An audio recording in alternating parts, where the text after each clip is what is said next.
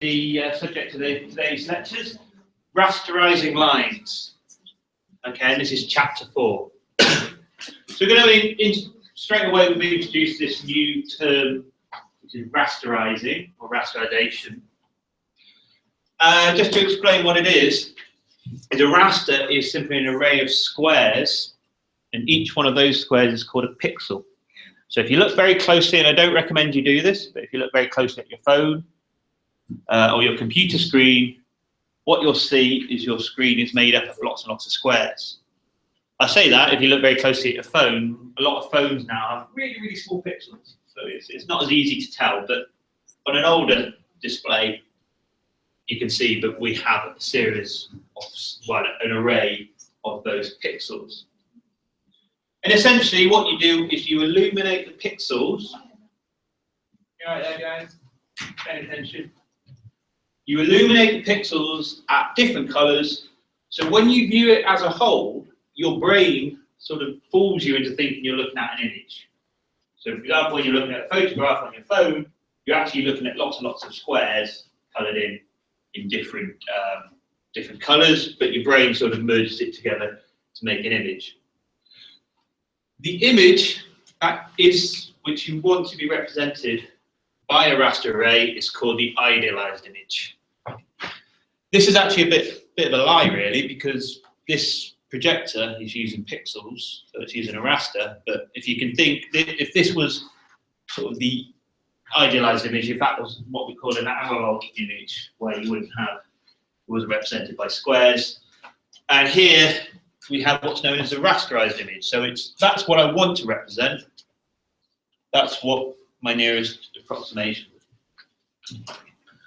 Okay, so this rasterization process is all about approximating the idealized image onto the raster array. Okay, so just to talk a bit more about raster arrays. Raster arrays are ny by nx by 3 arrays. So they're quite tricky things to think about. There are 3-dimensional arrays. Up until now, you've probably only dealt with 2-dimensional arrays, for example, matrices. But think of a 3rd dimension. The way I think of it is looking down on your array, you have nx by ny, and then you have 3 sort of levels. That's one way to think about it. Nx and ny are the number of pixels in your screen. So ny is the number of vertical pixels, nx is the number of horizontal pixels. And the colour of each pixel is defined using 3 numbers. And those 3 numbers represent the 3 primary colours, red, green, and blue. Okay. Those of you who have painted or are artists, you might think the primary colours are red, blue, and yellow. Is that it? Yeah. In physics, if we're dealing with light, the primary colours are red, green, and blue. You can make up all other colours just by combining red, green, and blue. And the MATLAB command image, if you do have a raster array, you can just use the MATLAB command image, and then that will give you a plot of your raster array. Okay, so for example, here I've sort of, imagine your raster array is 3 sort of floors of a building. So the top floor would be your red floor. So looking down on it, here we have a 5x5 raster array. So you've got a red level, a green level, and a blue level. Okay, so here's an example. Okay, so I've got a picture of my cat. Okay, and it's a JPEG. So I just took a picture of my cat with my phone. In MATLAB, ImRead, what it does is it takes an image file and gives you the raster. Okay, so I just called it raster equals ImRead and then the name of the image file. Image raster then plots this. Okay, and the whos command tells me information about that array. So in this case, you can see the size. The size of this raster array is 240. So it's 240 vertical pixels by 320 horizontal pixels by 3. And that 3 is your red, green, and blue. Isn't she cute? No, she's evil. One of those cats that will just scratch you. Anyway, yeah. So don't go thinking she's cute. Okay. So the red, green, blue, that they are the primary colours in physics, in light. Okay, and this gives us what's known as the RGB colour model, RGB for red, green, blue. And essentially we can mix the different quantities of red, green and blue to give us our colours. So for example, if we had one bit colour, now what one bit is, you've either got that colour or you haven't. So a bit in binary is either 1 or a 0. If you've got a 1-bit colour, all or nothing of each primary colour, we've got 8 combinations. So 0 and 1 is 2, 2 raised to the power 3, because you've got red, green, blue, gives you 8. And these, so for example, if we had all of red, but no green and no blue, obviously you end up with red. If you mix red and green, you get yellow. So if you've got a red light and you've got a green light, you shine it on the surface, you'll get a yellow. Cyan, so it's green and blue mixed together. Magenta is red and blue mixed together. Black is none. So if you don't shine any light onto a surface, you don't get any light. So therefore black is 0, 0, 0. White, if you shine equal quantities of red, green and blue, you get white light. So that's 8-bit colour, and that's sort of colours you're used to when you're in MATLAB, when you want to give a colour to a plot or something like that. We can also have more than one, so 1 bit gives you all or nothing. Imagine if you had 8 bits. Okay, so 2 to the power 8 is 256. Okay, so imagine if you had 256 different levels of your red and your green and your blue. So this will give you, combined, 16,772,000 different colours, which you can see. Okay, the human eye estimate can distinguish at most 10 million colours, so that 16 is good enough. It's more than good enough. It's better than what our eyesight is, and therefore it's known as true colour. And here's a little colour wheel here. You can see we have the 3 primary colours, and if you mix them, you can see if you mix all of them together, you get white. Okay, if you get none of them, you get black, and then that gives you all the sort of the colour wheel. Okay, so that's the RGB colour model. The exercise which I just got you doing was the fundamental problem in computer graphics. How do you represent a line on a computer display? And this is what we're going to look at. That exercise should have been easy for you. The reason it's easy is you've got a pair of eyes. As I keep saying, computers don't have eyes. So what's easy for us to do may not be quite so easy for a computer to do. Okay, so this is sort of defining the problem. We have a line which starts at, let's say, A, point A. So A has got an AX coordinate and an AY coordinate, and it finishes at B, the BX and the BY coordinate. The idealized image is that black line there. Okay, that's what I want to represent. Obviously, this is only what we've got here. We've got 6 by 8. So we've only got a 6 by 8 raster. So it's quite a low resolution raster. So it's not going to be a brilliant image. And what I've done is in these blue pixels, I've just shaded the ones which are closest to the line. Dead easy for me to do. Not so easy for computer. One final thing is here I'm defining delta x as being the difference in the x coordinates between A and B, and similar for delta y, difference in the y coordinates. These will be whole numbers. When we're dealing with pixels, we're dealing with whole numbers. So when you have your screen space coordinates, and you've done all that with your clipping and your projection, you've got to find what's the pixel coordinates corresponding to those screen space coordinates. Okay, so pixel coordinates, these define the center of the pixel. You can't have half a pixel, you can't have a quarter of a pixel, they have to be whole numbers. They also have to be in the range 0 to an x for the x coordinate and 0 to ny for the y coordinate. Okay, so the problem we have screen space coordinates, which are real numbers, and they're in the range -1 to 1. We need to convert them into natural numbers, so not even integers because we don't want a 0. Natural numbers which are in the range of our screen size or our raster size. So the way we do that is we use this mapping. So this is our pixel coordinate, x is equal to the screen space coordinate plus 1. So then add 1 to that, give you in range 0 to 2, multiplied by some x scale, and that may give us a number which is 0 or less than 1. So that max 1 or that number ensures we're always starting at 1. Okay, and for the x scale, we have number of horizontal pixels divided by screen width. So the number of horizontal pixels then x. The screen width is simply 1 minus 1, which obviously is 2. Okay, so that's converting from screen space coordinates to your pixel coordinates. Okay, another bit of terminology which I'll be using is something called the driving axis. And what we do to draw a line is we choose one axis, either x or y, and this axis we just go 1 pixel at a time. Now, when I did that activity, what I did is I shaded the first square, then I just moved one along to the next one, and then found the nearest square, moved one along.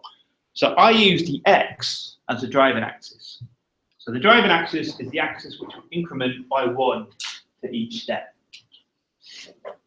So starting at that one, okay, if I move to the move to the right, okay, this line is not in the center. Okay, so I've got a pixel center there and a pixel center there. It's not quite bang on the center, so I have to choose, and I'll choose that one.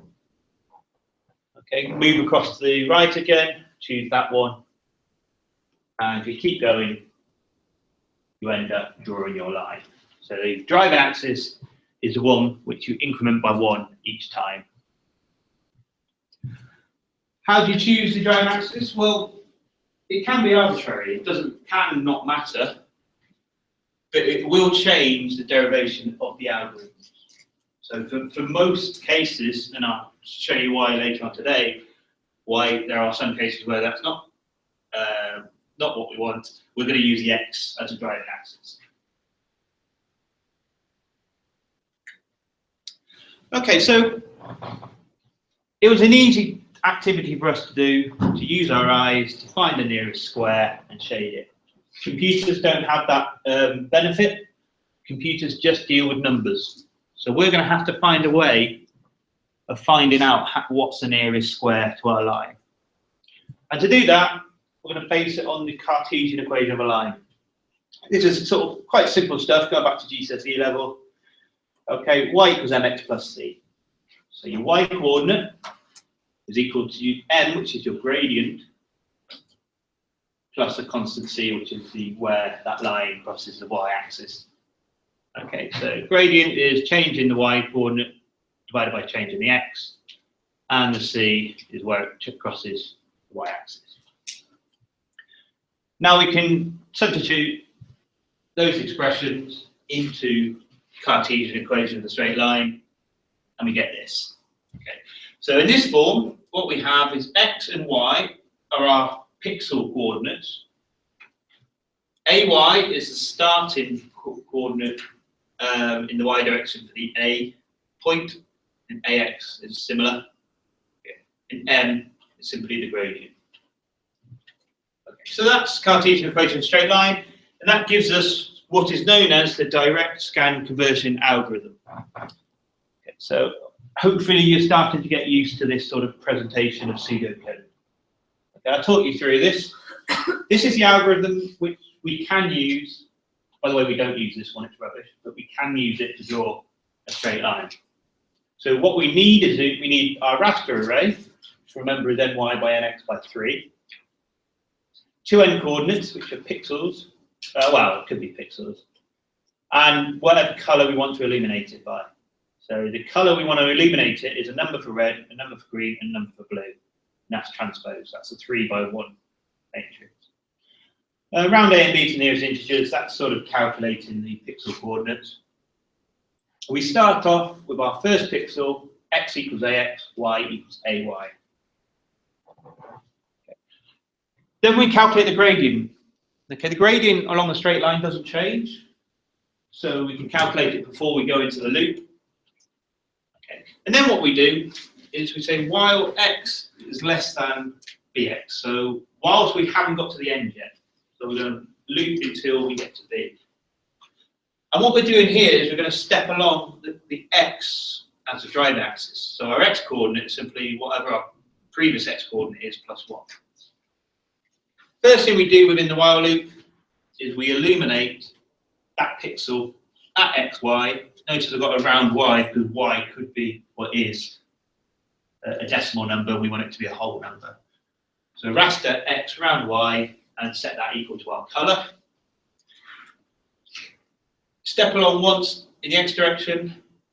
The y coordinate is calculated using this, which was just from the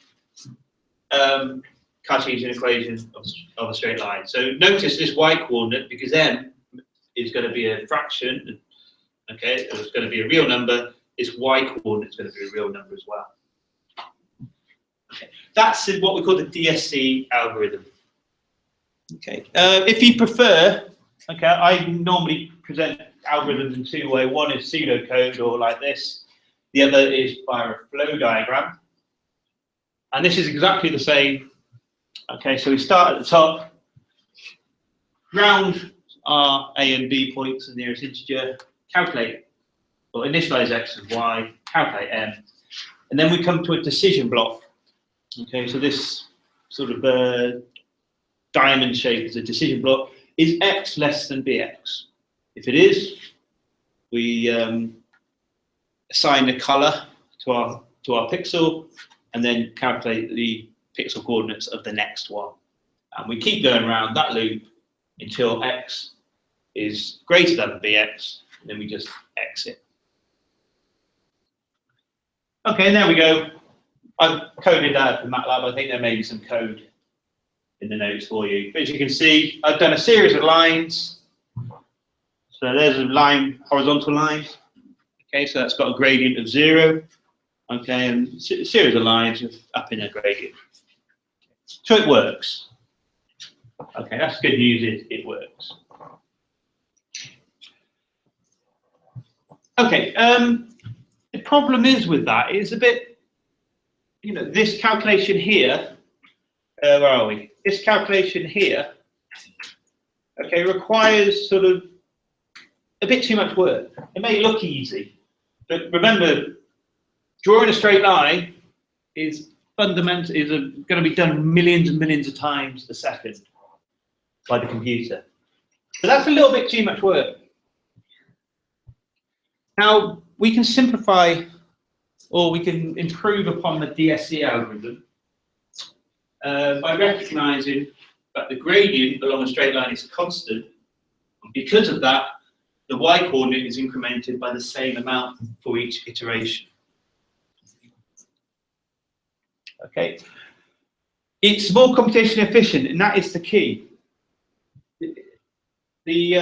All of our line drawing algorithms, what we look at, we need them to be efficient as possible. Okay, and it cuts down on what we call flops. This is a number of floating point operations. This is what the computer's having to calculate. We've sort of taken it for granted these days how fast computers are. Okay, they're still having to do a hell of a lot of calculations. If we can simplify that, we get faster games, get faster operating systems and things like that. Okay, and basically, if x is a driving axis and we know this pixel at xi, yi has been illuminated, okay, so we know what the x and y coordinates are, then the coordinates of the next pixel, okay, for the x, you just add 1 to it, the y, you just add your gradient. Okay. Since the y coordinate is a real number, it needs to be rounded. Okay, kind of ignore the DSC for now. That's kind of a proof of concept what we do. No one ever uses it. This one is an improvement on the DSC. Okay, so in a similar fashion, a lot of this is the same as previous. Okay, so again, we initialize x and y.